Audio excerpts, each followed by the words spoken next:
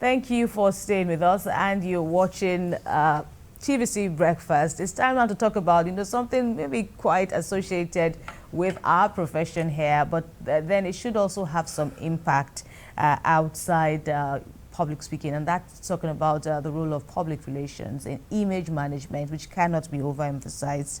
With technology now, PR professionals are now equipped with better tools to deliver more innovative and creative approaches to issues. Well, Nigeria is home to one of the fastest growing PR industries in the world.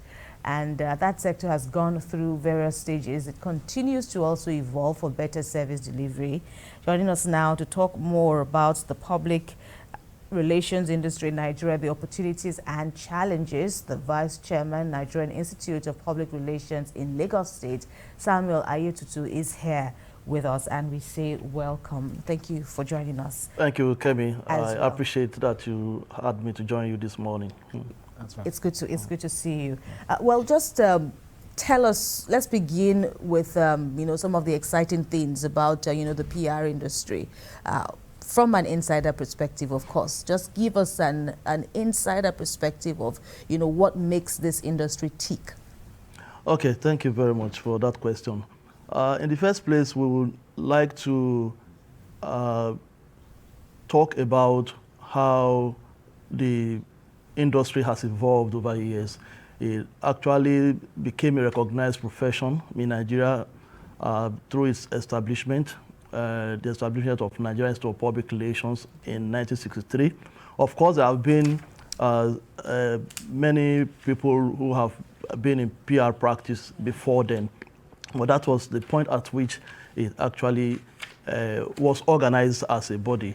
So 1963, Nigeria Institute of Public Relations came into being, and it was empowered by law, which made it a chartered institute in the year 1990 through what was then known as Decree 16.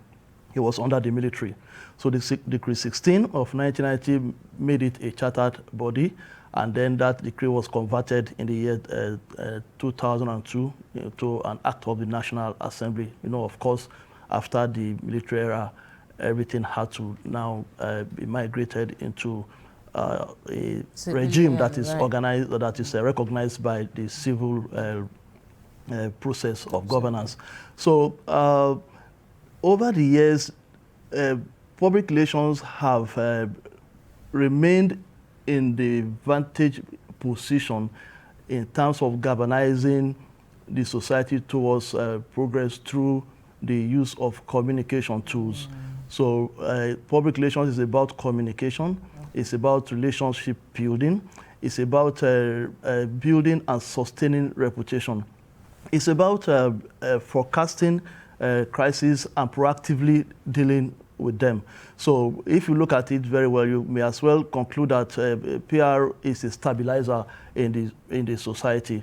So it helps to ensure that the society runs smoothly, that the relationship between persons to persons, organizations and their clients, and also very importantly, government and the people is always running in such a way that it's mutually beneficial.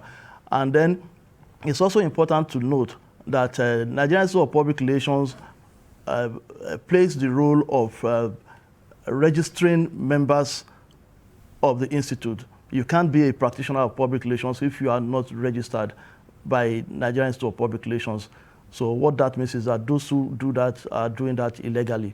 So NIPR registers members, and How NIPR... many are they in Lagos, for example? Interestingly, Lagos chapter, which I represent, is the hub of public relations in Nigeria. And by extension, we could say in sub-Saharan Africa, because there are approximately 6,000 members of NIPR in Lagos, and most of the frontline public relations agencies and consultancies are domiciled here in Lagos. So they are all members of, they are essentially supposed to be members of NIPR, who have been registered to practice. The NIPR also ensures that it determines the pattern or standard of knowledge, skills, and competencies that people must have before they can practice public relations.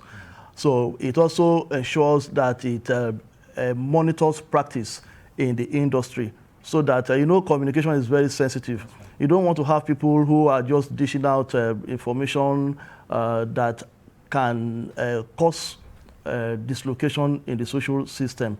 So that when we talk later about challenges, I will reflect more on that, because that is what we are dealing with now, going by the way the society has evolved.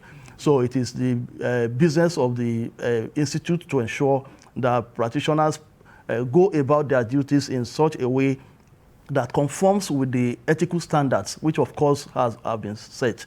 Some of those ethical standards require that you are truthful in your communication, that you do not engage in propaganda, that you are sensitive to the implication of what you are doing to the way to peace and tranquility in the society, talking about public good, talking about public interest, and there are other parts of it that has to do with a relationship between practitioners to practitioners. So all of those things are already codified in what is known as the Code of Public Relations Practice, which all professionals subscribe to. So these are some of the issues that we always like to put in the front burner anytime we talk about the institute. Oftentimes, when I hear the word PR, it always takes me back to the days when I was in school. When we talk about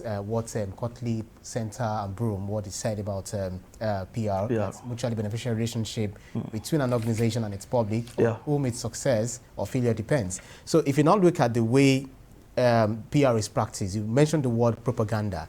How would you say, because we know that the PR practitioners to also manage personalities apart from managing businesses, brand and all of that. But the word propaganda, you can't exactly extricate it with the way personality management has always been. You took that question out of my mouth. I wanted to take him up on that. So how do they work with the basic ethics of the PR in the industry? Absolutely. Thank you very much for that question. As a matter of fact, there is that feeling that you are not likely to practice PR professionally without engaging in some form of propaganda. And that is one of the things that the Institute is out to address. It is not like that. PR is essentially about telling the truth. If, for instance, I am managing Ibrahim, I'm his PR manager, for instance, and there's an issue surrounding his image or something negative is being said about him in the public, even when that issue has to do with something that he has done wrongly. We are all human beings. It is normal for us to err, but what is not acceptable is for you to tell a lie or just blatantly deny what is obvious. So PR does not encourage that. The assumption, as far as public relations practitioners are concerned, is that it is in their own interest to earn the trust of their public or the trust of the audiences that of their principals or the organizations they serve by telling them the truth. Ultimately, there is a profit, or there is a way that it can be weaved. When you talk about the reality of this challenge, for example, it can also be used to your client's advantage. Is that what you're driving at? And exactly. Kind of people will ultimately, doctors, aren't they? Yeah. So ultimately, and there are a lot of instances where you will see people being able to turn around a negative situation into a positive situation for their clients or the organization that they serve. Or simply make it look like it's positive to their own advantage. It doesn't change the negativity in that thing, because that's one of the questions I would ask about PR. You said trying to change negative things to positive things. If something strikes you and it makes you feel negative or it's bad, Yeah. The way a PR person talks about it, or a spin doctor talks about it, will make it look like, oh, it is black, but then it's got some shade of blue, even though there is no blue that you can see. Does that make it good? Does that make that practice, still, what's the word? Okay. With integrity, so to speak. The point we are making here again is that, especially at this time and age, it's not that easy to tell a lie or dress a scenario and walk away, because most of the information that are available to you, they are also out there.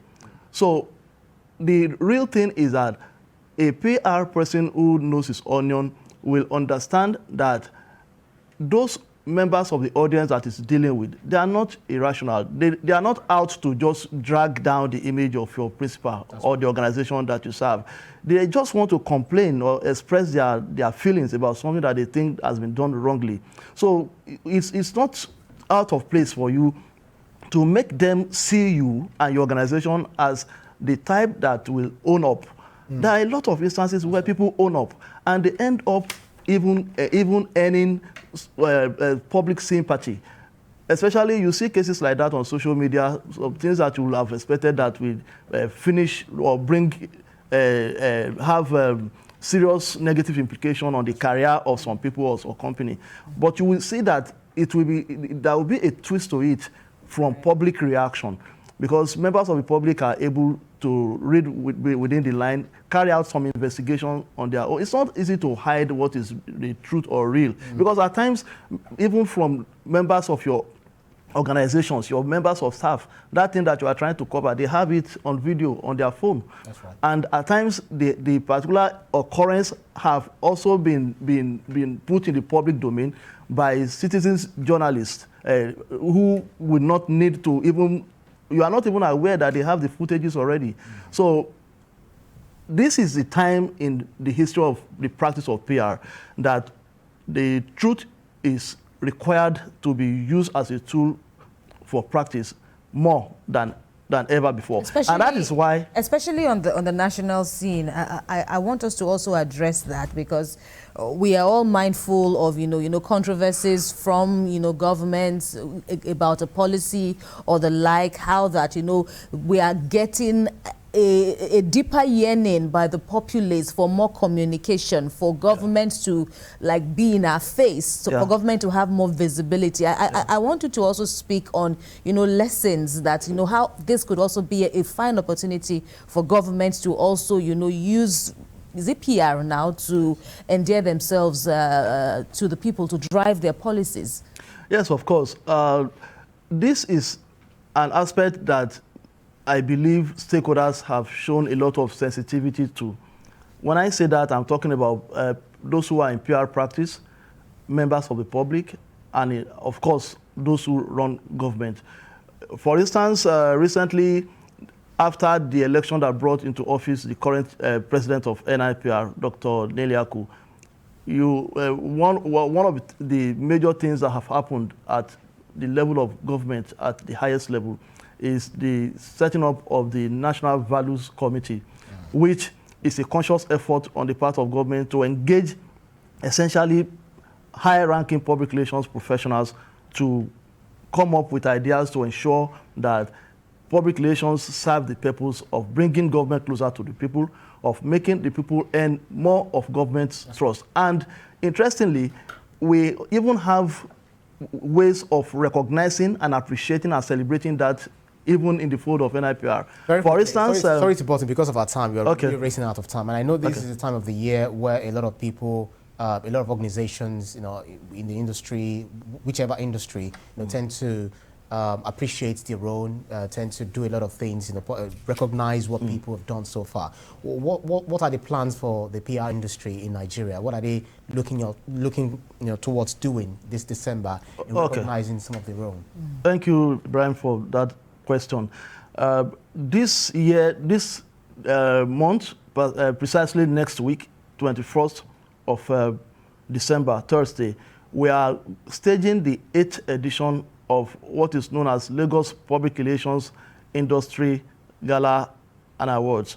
Is a the foremost event of NIPR, particularly in Lagos State, that brings together practitioners who have distinguished themselves through the work that they do to add value to the society. So we are recognizing and celebrating innovation.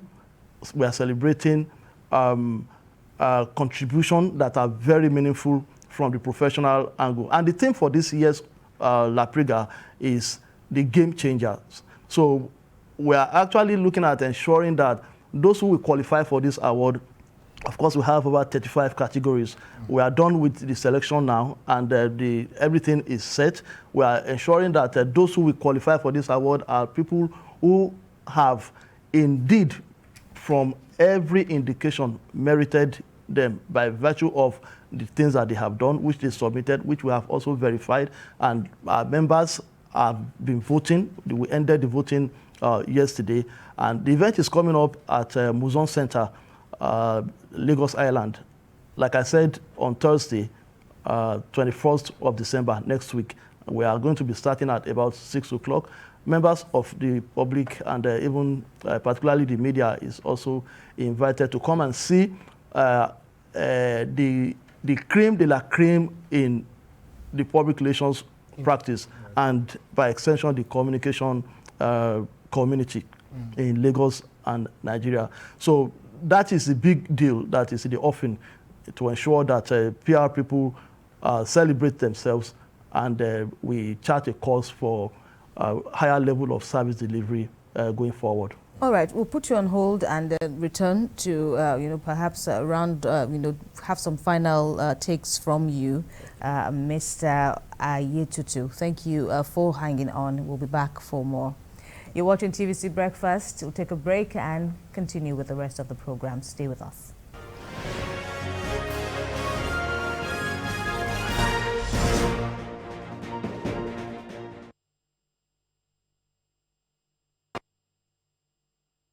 Maybe they are trying to link up with the other man, with Mr. Adegoke. Sir?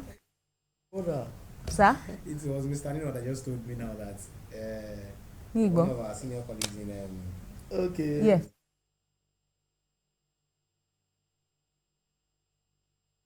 Hello, Leonard Seal. Good morning, sir. that was 2014. Wow. Hello, good morning, sir. Leonard Seal, can you hear me? I left 1997. Hello, good morning, sir. Hello, Leonard Silk. That's interesting. Yeah, so before I now went on to Okay. finish up. So you did communication at UI? Yes. You should join the institute. We need. I had intention of joining. If you join someone like you, I can discuss with you. You will enjoy it, because of course I know. Something I enjoyed in school. So you can do a lot of consultancies that will give you money. You understand? Before you know it, you will just be oppressing Kemi in.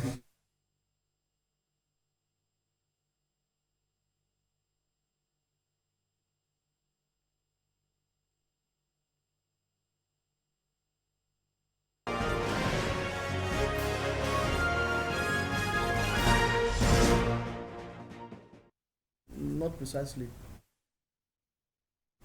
All right, thanks a lot for staying with us on TVC Breakfast. We are now in the second half of the program, and of course we are still not done. We've been talking PR in the past couple of minutes or thereabout. We have with us the Vice Chairman of the Institute of the Nigerian Institute of Public Relations, Lagos State Branch, Samuel Ayetutu, who've been speaking to us about the growth, the prospects, the opportunities, and of course their upcoming program, which is going to be held here in Lagos, talking about the award gala night, which is coming up on Thursday next week. I just wanted you to touch on, because you also say it's what's the theme again?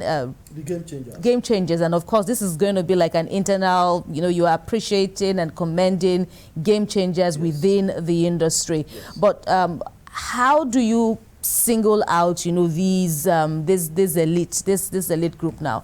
What's the selection process like? You talked about the voting, you know, that people have to vote in, but tell us more about, you know, how these people, you know, get to stand out, how you finalize on this final set. Okay, thank you, Kenny.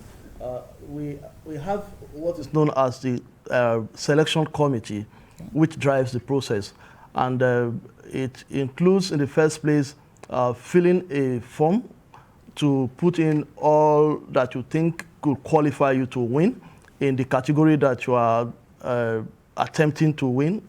And when you fill the form, the selection committee looks at the things that you have claimed that you have done, and there's a way we verify that at the back end. And there is a part of the marks to be scored that is based on the votes that you are getting. Of course, it's assumed that players in the industry, stakeholders, particularly members of the institute, should also have be in a way, have the capacity to look at what you have done and agree that it's really worth singling out, to use your word, for recognition. Like a panel of judges? Yes, we have the panel of judges is essentially what is known as the selection committee, but we have voters. That's also the voting part of it, which is essentially restricted to members of the institute, because it's assumed that you will not be able to vote on a PR activity or campaign if you don't have the competence to determine what is a professionally done job and stuff like that. So after then, we then inform those who are supposed to come after the nomination, the nominees, and then we now give them the award at the event, which again is, like I said, is coming up on Thursday next week, 21st of December. So the selection process is very stringent, is because we are concerned about ensuring that there is accountability in the process. We do not want candidate A to begin to wonder how come it was B that won. So the selection committee proceeds in such a way that the results are justifiable eventually. So that is the way it is. And most of the people that are involved in all of this process, like you said, are already part and parcel of the public relations community. They are many of them are the ones that come to our monthly meeting, which we do at the QFM Hall. That's what we call our PR clinic. Because NIPR is also very concerned about deepening knowledge and updating the skills and competencies of its members. So training is a very important part of what the Institute does. So, and the Institute at the topmost level, talking about the national office, sits on top of that. We have our state secretariat at Town Planning Way. That is where the chairman of NIPR and the ESCO, which I am part of as a vice chair, that's where we run the affairs of the state. So there are many workshop, training, and symposium, and essentially what we call PR clinic, which comes up, that one comes up every first Thursday of the month. That's right. At Eco FM. Sorry, let me quickly, but I'm also keen on what role the PR, the public relations experts, practitioners are doing in terms of, helping the brand Nigeria as a brand, selling Nigeria to the international community, especially if you look at value reorientation of the youth that we have today, the netizens that we have today, who on social media, whenever they want to talk about Nigeria, they see the only thing they talk about is bad thing. Even when the good news are there, they are not ready to amplify. The only thing they want to talk about is the bad side of the country, the bad side of every politician or everyone. So, and they themselves are not portraying the Nigerian image, even when they themselves go outside of the country. What role is the PR professionals playing in this regard, to ensure that Nigeria is seen as, what it is, a good country? Okay, thank you, Brian, for that question. In the first place, Nigerian public relations practitioners see themselves as people who are part and parcel of an army that is concerned with projecting the image of the country, regardless of the interests. There are commercial interests, there are personal interests. We want to thrive and make money as practitioners. But that's citizenship consciousness, that concern for the image of our country, because we can't leave that to doctors or carpenters or nurses or lawyers. That is our business. So public relations practitioners in every fora put this question we have talked about on the front burner. So we are always asking ourselves, we are always telling our members, how do we develop content that can make the story of Nigeria be seen or told in positive light? That's what the Western countries have gotten very rightly. As we sit here, people are still looking desperately for how to go to those countries known as greener pastures, looking for greener pastures, the Japa syndrome. Even when we have lush vegetation in Nigeria. Yes, it's essentially about the fact that over the years, Western countries know how to hide their shit, if I'm sorry to use that word, to cover up anything that they think can make, that can drag down the name of their country. So they are busy telling their stories, doing, creating their content in such a way that, so that's what we are also making our members understand that we need to do at all times. And that is working, particularly at this time in history of the organization. A lot of interface, like I said, are already coming up between government and practitioners at topmost level in order to ensure that we are constantly on this journey to change the narratives about Nigeria as a country. And this is a crucial task. We wish you fruitful deliberations on this national assignment, so to speak. Samuel Ayetutu, the Vice Chairman, NIPR Lagos Branch, we thank you very much. We also wish you a smooth program next week. Thank you very much. Thank you for having me.